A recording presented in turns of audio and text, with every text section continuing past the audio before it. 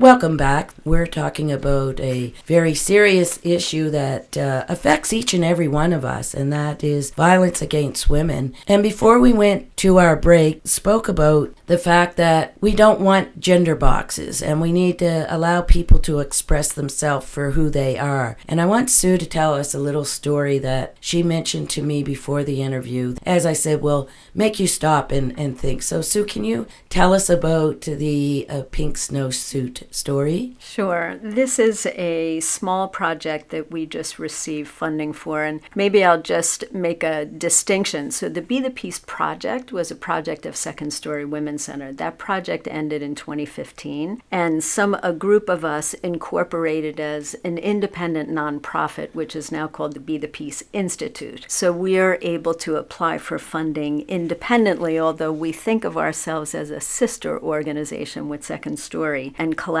in a number of ways. But we had applied for funding to the Sexual Violence Prevention Innovation Fund, which provides a year-long of funding for innovative projects to prevent violence against women, particularly sexualized violence. And we just received some funding for a project that we're calling the Pink Snowsuit Project. That's because of a story that I was told by someone who went to Frenchie's looking for a snowsuit for her, or snowsuits for her 2 young sons, and she found the perfect snowsuit. It was the perfect size, it was really good quality, it was exactly what she was looking for, and it was pink. And so her first thought was to think, oh, well, I'll buy it anyway and I'll give it to my friend who has a little daughter. And then she realized that she was having this kind of automatic reaction that said, oh, little boys can't wear pink snowsuits. And it kind of horrified her that someone who has been a feminist, who is very much focused on equality for boys and girls, and was caught short by this kind of gender stereotype. And similar to the pink t-shirt and the bullying and the anti-bullying that now happens in a lot of schools because a boy came to school wearing a pink t-shirt. So that started a conversation between us about, well, what are the other kinds of gender stereotypes and gender patterning that we unconsciously impose on our kids and in our families? And we all do it. We all we do don't it. know And it. It's all around Yes. us, in the toys that kids play with, in the clothes that they wear, in the activities that they participate in. And so this project, which we're calling the Pink Snowsuit Project, is an opportunity for parents to come together in informal conversations in their living rooms or around kitchen tables to talk about how does this kind of socially constructed gender dynamics influence us as parents in raising our kids, whether they're babies in how we dress them and what they play with, or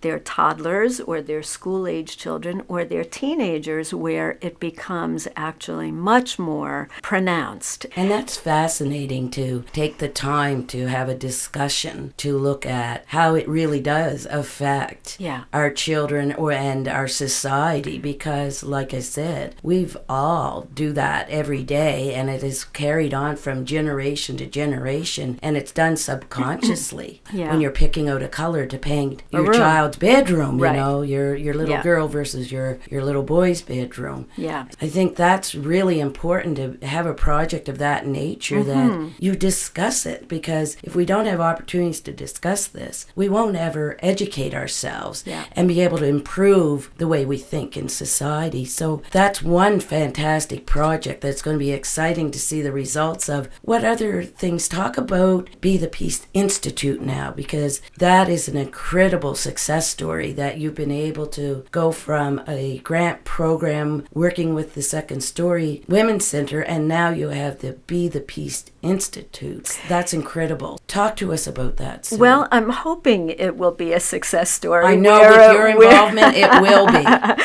We're a fairly new entity, and so we have just gotten 3 years of funding from Status of Women Canada to do another project that is based on how we can understand from women who have experienced gendered violence what justice looks like to them. So, as I said before, women have told us over and over again that going through the justice system can be a torturous experience for them. And very few women actually do go through the justice system, so most violence against women is still not reported, which is an issue. But the question is, what actually does justice look like for women? How would they define it? Some women would say that their partner going to jail is actually doesn't feel like justice to them, or even if there is a conviction and the person who has harmed them goes to jail, that doesn't actually feel like justice. So it's a big question, and we want to use a few different lenses to understand what this is like for women. So you're trying to get to the roots of it to us. Yeah, so the first is to use a gender analysis. So in what ways can women find unbiased justice? Where, as we have seen in many media stories, there are gender biases through all of our systems. And so how can women who choose to use the justice system feel like they have access to a fair and equitable justice that is not going to be gender biased against them? Do you think, Sue, we have it? Like, how are we going to know whether we have judges or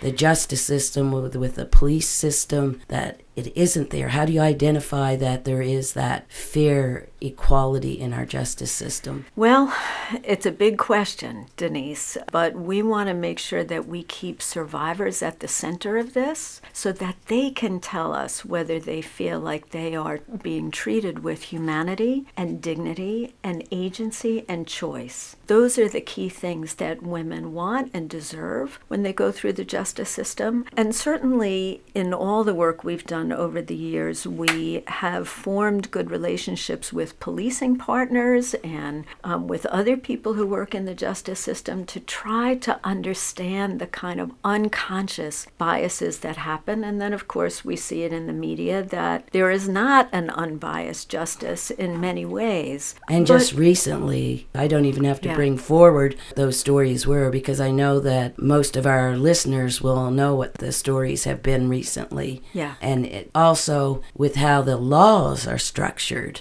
and what a judge is allowed to do and not do in making a decision. Well, and the ways in which women are supposed to be protected by things like rape shield laws, and yet still information about their sexual history finds its way into a courtroom in ways that's not appropriate and not legal. And unless people stand up and say that that's not allowed, then it continues to happen in those ways. So there's a gender analysis in terms of, and a gender intersectional analysis, because when you think about women of color or women of indigenous background, these women face even much more exaggerated biases when they enter these systems. But the other thing are things like when a person is in both the criminal court and also in the family court, or if there are child protection issues or child custody issues, the ways in which survivors get caught between these entities where they are actually being told to do contradictory things, and where the burden is on the mother for the protection of their children, as opposed to that it's a burden that the person who is doing harm in the family should share and perhaps carry more so of the burden.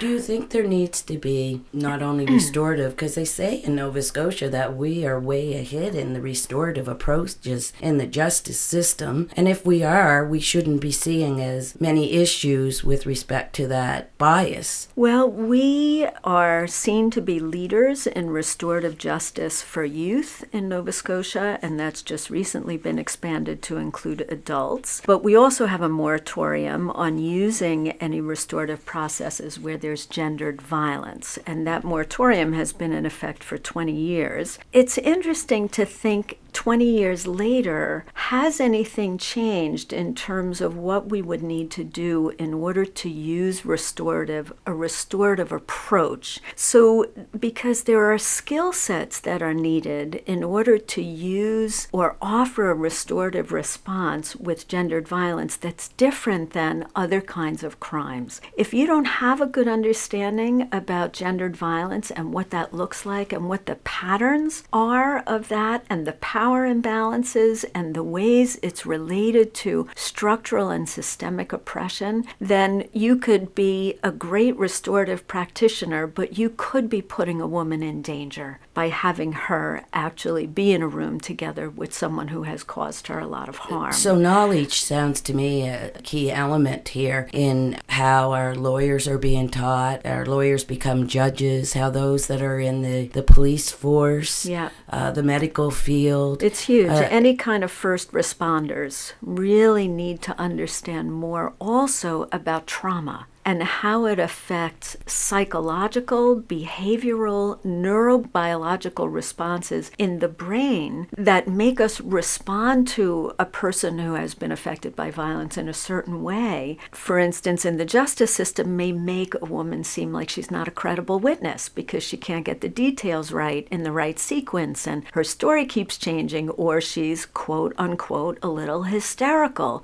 And we don't understand that that's trauma speaking, that trauma affects people in very significant ways, and unless we have an understanding about trauma-informed responses and gender dynamics, and we have really skilled restorative practitioners who understand the philosophy and the principles of restoration of harm and an authentic interest in repairing harm that's been done to someone, unless we have all those skill sets together, it can be extremely dangerous for women to participate in such a thing. And I would say we don't have those skill sets together. That's part of the big issue, is there's a lack of consistency in our system with the various groups or individuals that you would be dealing with as a woman that has been violated. Is that something that will be part of the project? Will be identifying that as an issue and being able to qualify that this is in fact an issue that we have to have some type of plan around in our province. Yeah. And also that we have to build more structures for collaboration.